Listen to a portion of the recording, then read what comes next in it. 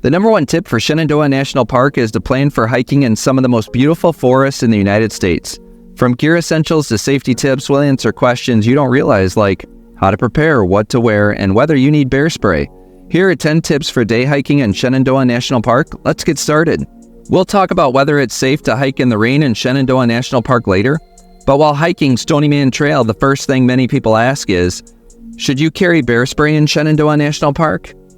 Carrying bear spray is a step in protecting yourself during wildlife encounters, but not the most important tip for hiking in Shenandoah National Park. There are bears in Shenandoah, and you may encounter one during your time in the park, but bear spray is your last defense. Keeping a safe distance from wildlife is crucial for both your safety and the well-being of the animals. Use binoculars or zoom lenses and keep your distance. If you are concerned about bears, keep your hiking times during the middle of the day and stay off the trails during dawn and dusk. Hike in the middle of summer or in the winter when bears are less active or hibernating. The more popular trails are the best trails to hike to reduce the risk of a bear encounter. Hike in groups and make sure you talk at a decent to loud volume to make the bears know where you are. It is best to give bears a warning rather than surprise them with your presence. In Yellowstone or Glacier, I would recommend bear spray. But for Shenandoah National Park, carry bear spray if you prefer to have that last line of defense and know how to use it. While speaking of bear spray, you might wonder what to bring when hiking in Shenandoah. When day hiking in Shenandoah National Park, remember the essentials like enough water, snacks, and a packed lunch so you and your brood stay hydrated and fueled throughout the hike. We were surprised at the number of intersections and trails in Shenandoah National Park. With over 500 miles of trails, hikes can get confusing. Make sure you carry a map of each hike. A compass or GPS device is crucial for navigation. And talk with the park rangers if you have any questions. To carry all of these items, we recommend a hydration hiking day pack.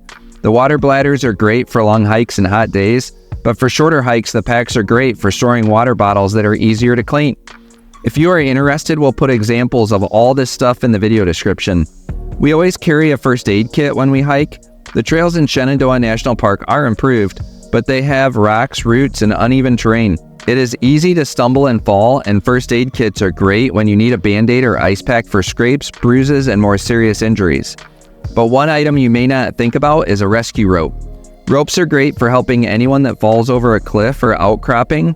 We'll get back to gear, including maybe the most important item to take with you that most people don't think about in a minute.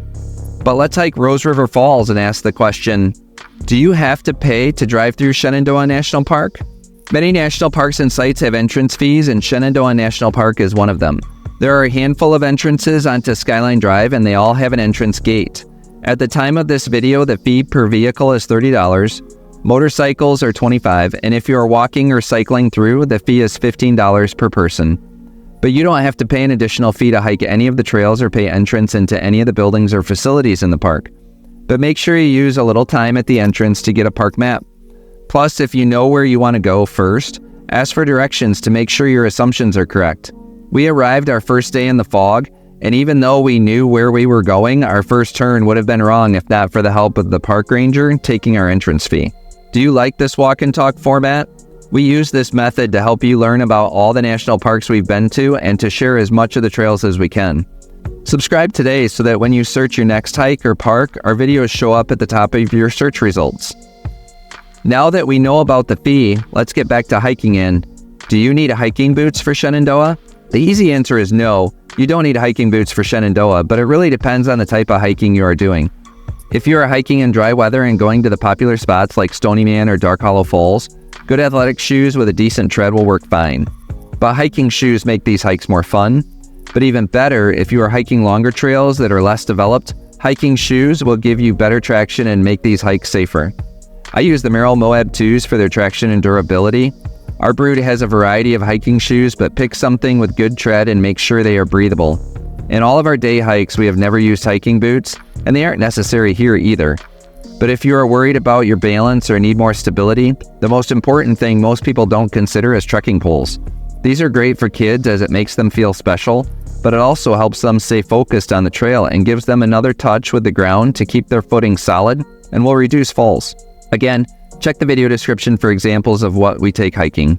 We'll talk about what to wear later, but did you know Shenandoah National Park gets more of its rain in the summer months? The park receives over 3 inches of rain per month, April through October. This leads to the question, can you hike Shenandoah National Park in the rain? Yes, you can definitely hike in the rain in Shenandoah. Actually, if you visit Shenandoah National Park in the summer for more than a day or two, you are going to encounter rain. I think it rained every day we hiked in Shenandoah. Make sure you know the forecast for the day and be prepared for changing conditions. We will talk a little later about what to wear, but it definitely includes a waterproof jacket. Keep an eye on the sky and be aware of any signs of approaching storms. If thunderstorms are likely, consider rescheduling your hike for another day. Lightning is one of the largest contributors to hiker injury and death. Big rainfall can make the trail slippery and increase the risk of falls causing injury. But if you have to cancel due to rain, you should go underground and hike through Luray Caverns. Located in Luray, Virginia, about 15 minutes from Shenandoah's Thornton Gap, Luray Caverns is the largest cave in the eastern United States and boasts rooms that are 10 stories high. But what is even better is that you won't get rained on and there is no threat of lightning underground. But this is a tips video, so to learn more, check out our video on Luray Caverns. But with all this talk about rain, let's continue walking through Luray Caverns and answer, can you drink the water in Shenandoah National Park?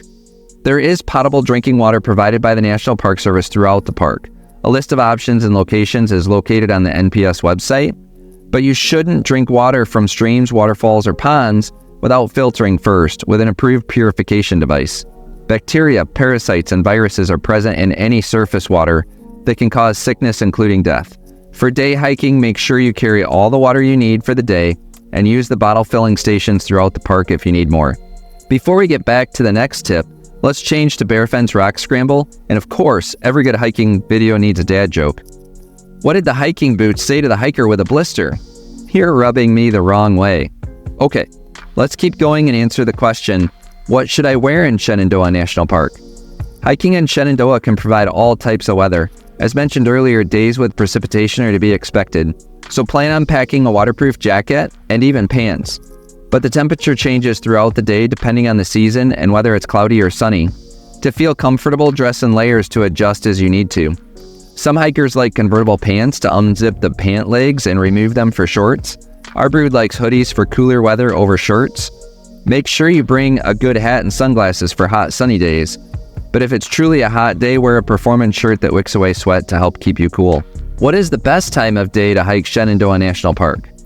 The best time of day to hike in Shenandoah National Park is determined by what you are looking for. If you want that amazing sunset or sunrise, plan on hiking before dawn or at dusk.